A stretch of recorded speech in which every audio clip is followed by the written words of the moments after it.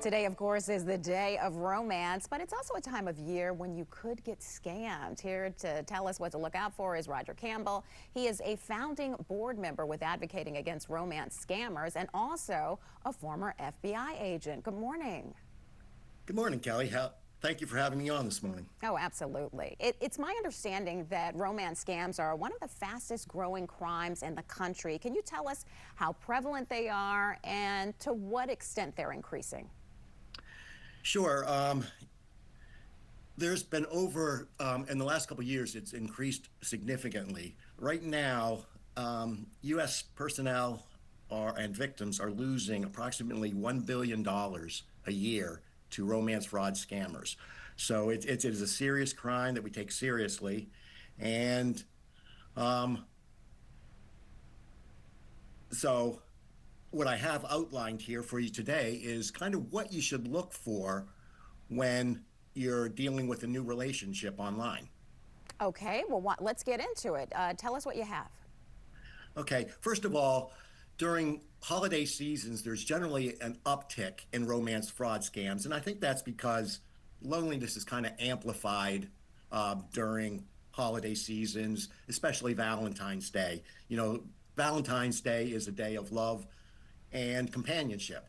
And I think the loneliness that people feel sometimes during Valentine's Day and holidays is amplified.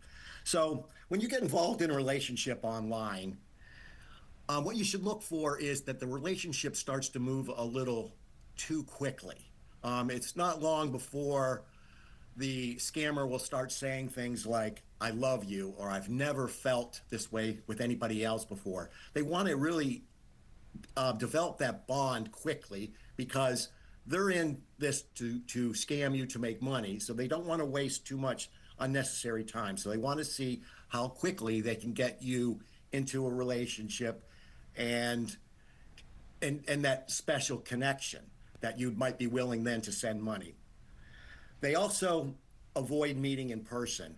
They'll come up with multiple excuses why they can't meet you. You know, whether they're working overseas, whether they're in the military, on an oil rig. They'll have reasons why they can't meet you. Now, when I investigated these cases years ago, they also avoided, doing video conferencing. But I have a feeling today, I retired about 7 years ago, and I have a feeling today that AI is being used by the victims, by the scammers, to develop relationships online that they can use, because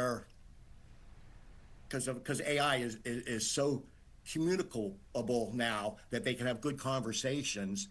So I have a feeling now today that they're using video conferencing. Yeah, but you also want to look at their profile. It may be a little too perfect. A lot of times they don't have friends. They're usually nice looking person, athletic. So you want to kind of take a look at their profile and analyze it when you get into a relationship.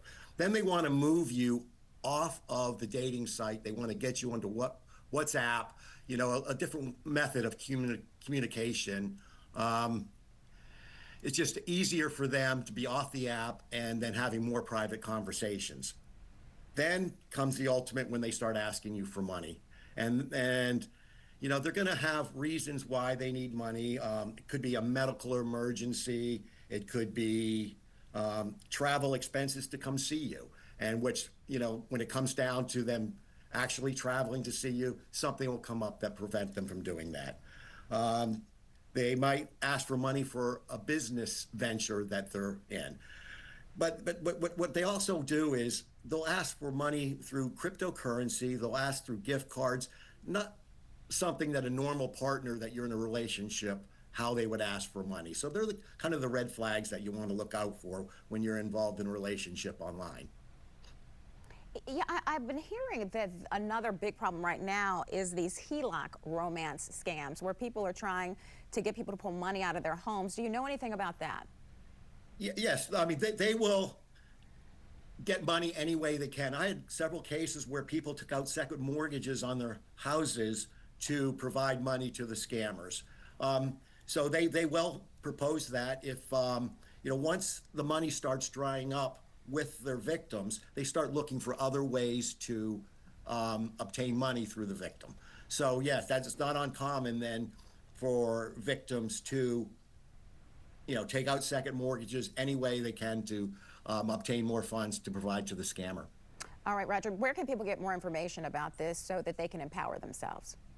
Sure. Of course, the FBI website has information on romance scams, but you can also go to our nonprofit website, Advocates Against Romance Scams, and they have all kinds of information on what to look for, the red flags, what to do if you are, become a victim, what resources are out there for you.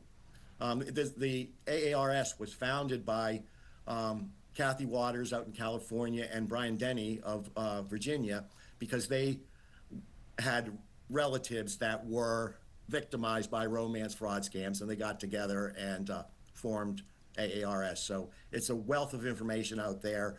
We're having a conference coming up in October. So get on the website and check it out. All right, will do. Roger, we thank you again for joining us.